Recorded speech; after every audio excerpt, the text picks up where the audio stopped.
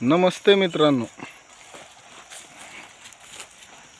हे बघा, हे मोरकानं पलीकडलं बोकड आहे का, ही एक बकरं आणि त्या बुरीच्या पुढं आहे बघा एक पलीकडल्या साईडला एक लाख बकरं आहे बघा पलीकड. त्या बुरीपाशी ही दोन बकरे विकलेले आहेत. आमच्या गावचा उरूस आहे. 8,500 हजारानं पिले दिले मित्रांनो. ही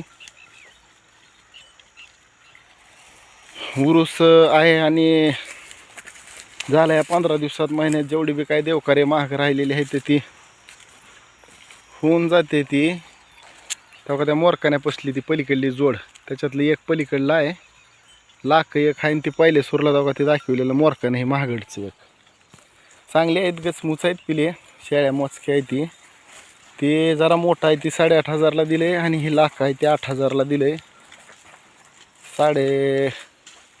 16,000 रुपयाला विकलेले आहेत मित्रांनो.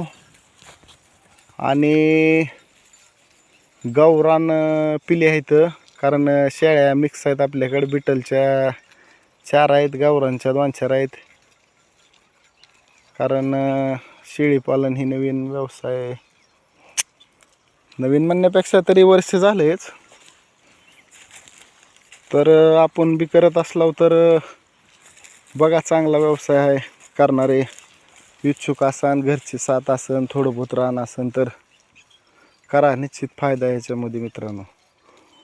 आणि सांगायचा विशेष मुद्दा म्हणजे मला पण शेत आहे, पण पाणी नसल्या कारणानं बागायत क्षेत्र नाही. लोकांचं ईशावर पाणी घेऊन 2 एकर ऊस लावून एवढे शेळ्या सांभाळतोय.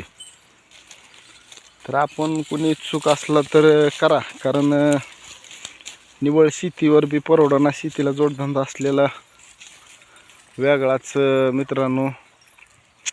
ह्या क्षेत्रामध्ये नवीन कुणी येणारे इच्छुक जर असले तर करा, पण त्याची करण्याची पात्रता असली तरी करा आणि चांगल्या ब्रेडवर काम करा. कारण स्टार्ट झालेलो आहे मी आता, काय सध्या तेवढं बॅलन्स नाही आपल्याकडे, पण तरी पण वर्षामध्ये का वर्ष 1.5 वर्षात माझ्या पद्धतीनं मी उभा केलं आहे. तुम्ही तुमच्या पद्धतीनं स्टार्ट करा, सुरुवात करा. दिवस मावळा आहे, आबाळ आले हो का. गावाकडं जायचं नियोजन आहे, ज्वारीचं रान नाही. काही साखळ्या फिकड्या हिरवं काही ती काही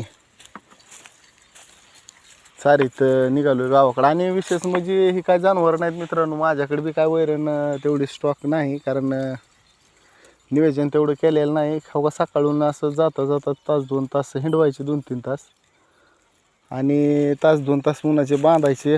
रानातलं नियोजन, दाऱ्याचं काय कामाचं बघायचं, आणि ऊन उतरलं की दावण केलेली आहे सोडायची, शेरड घरी येऊन सोडतात तसे, आणि निघायचं गावाकडं. ठीक आहे मित्रांनो, आवडल्यावर व्हिडिओ कमेंट करा, लाईक करा. धन्यवाद.